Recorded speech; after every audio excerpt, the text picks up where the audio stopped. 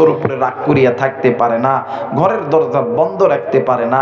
এই বান্দা ওই মায়ের চাইতে ওই বাবার চাইতে আমি আল্লাহর কাছে তুই বান্দার প্রতি মহাব্বত বেশি। বান্দা রে, আমি আল্লাহ তোরে বড় দয়া কইরা তৈরি করছি, জাহান্নামে দেওয়ার জন্য বানাই নাই।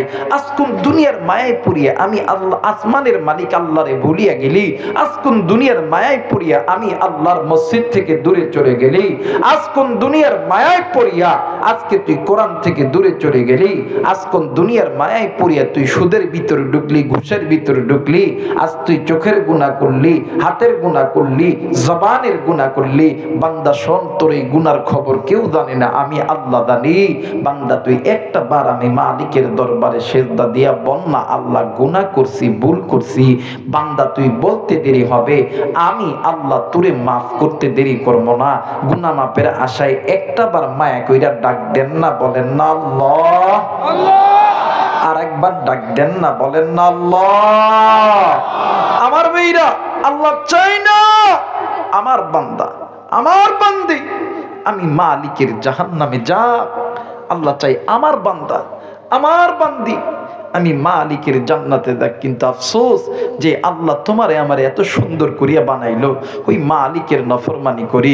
কিন্তু বাদান, এই দুনিয়া থাকার জায়গা নয়, কেউ এই দুনিয়ায় চিরদিন থাকবো না। এই দুনিয়া থেকে যুবক তুমিও যাবা, আমিও যাব, মুরব্বী আপনিও যাবেন, মা আপনিও যাবেন, বোন তুমিও যাবা। কিন্তু কবরে যাওয়ার আগে গুনাহ থেকে বাঁচতে হবে। কারণ 3.5 হাত কবর, লম্বায় 3.5 হাত, এরপরে পাতালে 1.5 হাত। এই কবর যখন চাপ দিবে তখন বুঝবা সিপাটা কত কত ভয়ঙ্কর জিনিস। কথা বলেন ঠিক কিনা? সিপা বোঝেন আপনারা? সিপা চিনেন? আমার ভাইরা, আমার বন্ধুগণ, যে কথা বলতেছিলাম একটু আমার দিক তাকাবেন। সিপা চিনেন আপনারা?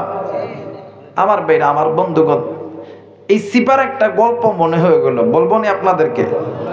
আমার ভাইরা, আমার বন্ধুগণ, যে কথা বলতে চাচ্ছিলাম, আমার ভাইরা দেখবেন আমাদের বর্তমান সমাজের ভিতরে দেখবেন গরমের সময় আসলে এলাকার কিছু যুবক পোলাপানরা ছায়াদার ফলদার গাছের নিচে যাইয়া বাঁশ 4 ভাগ করিয়া ভালো করে প্রসেসিং করিয়া সাইজ করিয়া দেখবেন এই বাঁশের কিন্তু আপনাদের এলাকায় কি বলে জানি না, আমাদের নওগাঁর ভাষায় বলা হয় সারাট তৈরি করা হয়। হ্যাঁ, সরাট, আমাদের সারাট, আর পাবনার মাসাং অথবা মাসাং। আচ্ছা, যাই হোক, দেখবেন এই যুবকগুলা বানায় সারা রাত মাগরিব থেকে এসা পর্যন্ত, রাত 10টা পর্যন্ত ওই জায়গায় একটু খুব সুন্দর একটু আবহাওয়া নেয়। আমার মেয়েটা কিছু, আমার এলাকায় কিছু কিছু যুবক গরমের দিন মানুষের কাছ থেকে ছায়া মাঙ্গা ভিক্ষা করিয়া কিছু বাঁশ কালেকশন করছে, করিয়া এই চাটা বানাবো, এই চাটার বানানোর জন্য সমস্ত বাঁশগুলা ফাইটটা সারফেল করছে। করার পরে দেখবেন লোহার প্যারাক দিয়ে সুন্দর কইরা থাক থাক করে মারে। তো এলাকার কিছু যুবক পোলাপানরা সকাল থেকে কাজ শুরু করছে। তো ইতিমধ্যে কাজ এখনো কমপ্লিট হয় নাই, অর্ধেক হয়েছে, অর্ধেক হয়েছে, অর্ধেক হয় নাই। আমার বইটা তো এলাকার ভিতরে কিছু ঘাউরা লোক আছে না বাদান, ঘাটটেরা মানুষ আছে না? এই মানুষ সমাজে থাকবে, চিরদিন থাকবে, কিয়ামত পর্যন্ত থাকবে, বর্তমানে আছে, ভবিষ্যতেও থাকবে। এই ঘাটটেরা লোক কোনোদিনও যাবে না। আমার ভাইরা, আমার বন্ধুগণ, এই ঘাটটের একজন মুরব্বী দুপুরবেলা ভাত খাইয়া একটা বিড়ি ধরাইয়া গান গাইতে গাইতে গাইতে সব এখন যুবকগুলো কয়, আল্লাহ আমরা কেবল কাজ শুরু করলাম, আর এবারে আমরা উদ্বোধনই করতে পারি নাই। এই জায়গায় আসার পরে এই আমাদেরকে হাঁটাইতেছে। এই বুড়া বেটা ওই চাটার উপর বইসা একটা বিড়ি ধরাইয়া জম্মের বিড়ি টানা টানে আর জম্মের গান গায়। এক পর্যায়ে বিড়ি যখন শেষ হয়ে গেছে, এই বুড়া বেটা যখন ওই মাসাং ওই চাটার উপর থেকে যখন উঠবে, এখনো তো কমপ্লিট হয় নাই, কারণ সমস্ত জায়গায় তো প্যারাক মারা কমপ্লিট হয় নাই। এই বুড়া বেটা যখন উঠতে গেছে, দেখবেন এই মাসাংয়ের এই চারাটির একটা বৈশিষ্ট্য হইল, যদি একদিক চাপ বেশি পড়ে আর এক দিক জায়গা ওঠে, মাঝখানে কিন্তু ফাঁকা হয়ে যায়। কথা কয় নাকি? মাঝখানে কি ফাঁকা হয়ে যায়, আর এটা তো কমপ্লিট হয় নাই। এই বুড়া বেটা যেমনি উঠতে লাগছে, এক সাইডে একটু ভাত দিছে আর এক সাইডে জায়গায় উঠছে, এমন হয়েছে মাঝখানে যে ফাঁক, এই ফাঁকের ভিতরে বুড়া বেটার বিসিটা বেঁধে গেছে। এখন এই বুড়া বেটা যখন মাইনকা সিবাত পড়ছে, এখন এই বুড়া বেটা কি করবো, ডাক্তার। এখন যুবকরা চিন্তা করতে, হাই রে আও করে কে, তো কয়েকজন তুই আও ক না থাক। এক পর্যায়ে তখন আও কয়েকজন বেশি হয়ে গেছে, একজন যুবক এসে ডাকে, হ্যাঁ ডাক্তার কে আও কি করস। একজন যুবক নিচের দিক দিয়ে দেখে যে বুড়া বেটা বেশিটা ওই মাসাঙের দুই বাঁশের চিপার মধ্যে, মাইনকা চিপার মধ্যে পড়ে গেছে। আমার বেইডা, আমার বন্ধুগণ, আমার কথা হইল, দুনিয়াতে ছেলে যদি বিপদে পড়ে আব্বারে ডাকলে আব্বা তার ডাকে সাড়া দেয় কি দেয় না? একটু আওয়াজ করতে হবে, দেয় কি দেয় না? যদি সন্তান যদি বিপদে পড়িয়া মারে যদি ডাক দেয়, মা সন্তানের ডাকা সাড়া দেয় কি দেয় না? এই জায়গায় অনেকে আছেন আওয়ামী লীগ করেন, বিএনপি করেন, জামাত করেন, জাতীয় পার্টি করেন, চরমনাই করেন, আমার ভাইরা দলের লোক বিপদে পড়িয়া যদি দলের লোকরে যদি ডাক দেয়, দলের লোকের ডাকে সাড়া দেয় কি দেয় না? জোরে বলেন, দেয় কি দেয় না? আমার বেইরা, আমার বন্ধুগণ, 3.5 হাত কবর, লম্বায় 3.5 হাত, পাতালে 1.5 হাত। এই কবরে কেউ যাবে না, মা বাবা ভাই বোন আত্মীয় স্বজন কেউ যাবে না। এই কবরে যদি তুমি আমি যদি গুণা লইয়া দেয়, ওই কবরে 2 দিকের মাটি যখন চাপ দিবে, বলেন তো দেখি ওই কবরে যাইয়া মা বাবা ভাই বোন দাদা দাদি আওয়ামী লীগ বিএনপি জামাত ইসলাম জাতীয় পার্টি করে চিৎকার দিলে কেউ কি আপনাকে বাঁচাইতে যাবে? কথা বলেন, যাবে? মুসলমান ভাইরা, আমার বন্ধুরা রে, কোন দিকে কোনো নজর নাই, খুব খেয়াল করে শোনা চাই। এরা বন্ধু আমার ভাইরা, আমার বাবাজিরা রে, আল্লাহ রাব্বুল আলামিন ডাক দিয়ে কই, বান্দা রে, আমি আল্লাহ রাব্বুল আলামিন তোমাদেরকে জাহান্নামে দেওয়ার জন্য বানাই নাই, কিন্তু বান্দা বান্দি শুনে নাও, আজকে তুমি কোন দুনিয়ার মায়ায় পড়িয়া আমি আসমানের মালিক আল্লাহরে ভুলিয়া গেলা।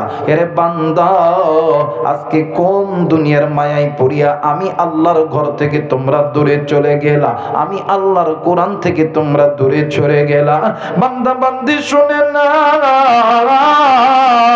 ওই জায়গা তোমাদেরকে আমি আল্লাহর জাহান্নামে নিয়ে যাবে, কারণ ওই পথটা হইল বাঁকা পথ, ওই পথগুলো তোমাদেরকে আমি আল্লাহর জাহান্নামে নিয়ে যাবে। আমার আল্লাহ রাব্বুল আলামিন ডাক দিয়ে বললেন, আমার আল্লাহ বলেন, ওয়া আলাল্লাহি কাসদুস সাবিলি ওয়া মিনহা জাইর ওয়া লাউ শাআ লাহাদাকুম আজমাইন।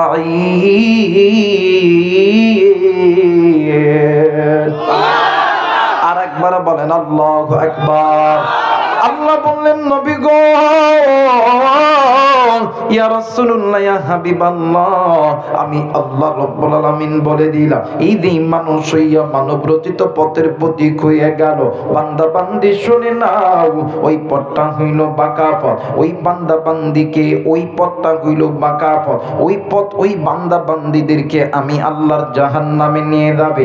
এখন বলতে পারেন, হুজুর বাঁকা পথ কোন পথ, আপনি একটু আমাদেরকে বলে জানে। এরা মুসলমান, যে বান্দা বান্দি আল্লাহর ঘর মসজিদ থেকে দূরে থাকে, যেই বান্দা বান্দি কোরআন থেকে দূরে থাকে, যেই বান্দা বান্দি পিতামাতার সঙ্গে নাফরমানি করে, যেই নারীগুলো বেপরদায় চলাফেরা করে, যেই বান্দা বান্দিগুলো সুদ খায় ঘুষ খায়, যেই বান্দা বান্দিগুলো জেনা করে, হাতের গুনাহ করে, পায়ের গুনাহ করে, ওই বান্দা বান্দির পথ হইল বাঁকা পথ। আল্লাহ বললেন, পৃথিবীর মানুষ, দুনিয়ার জমিনে যদি কোন বান্দা, যদি কোন বান্দি ওই বাঁকা পথের প্রতীক হইয়া ওই পথগুলো ত্যাগ করিয়া আমি আল্লাহর কোরআন যদি ধরে, আমি আল্লাহর কোরআন ওই বান্দা বান্দিদেরকে আমি আল্লাহর জান্নাতে নিয়ে যাব। একটু আওয়াজ করে বলেন সুবহানাল্লাহ, আরেকবার বলেন সুবহানাল্লাহ।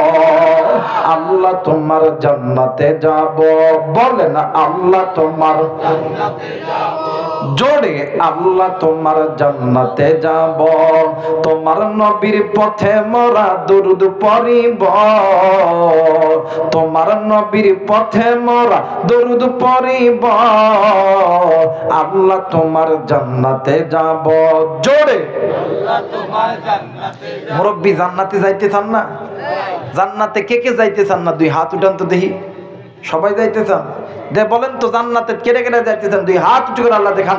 নারাইতে হাত না মানে একটু বলেন না, আল্লাহ তোমার জান্নাতে যাব।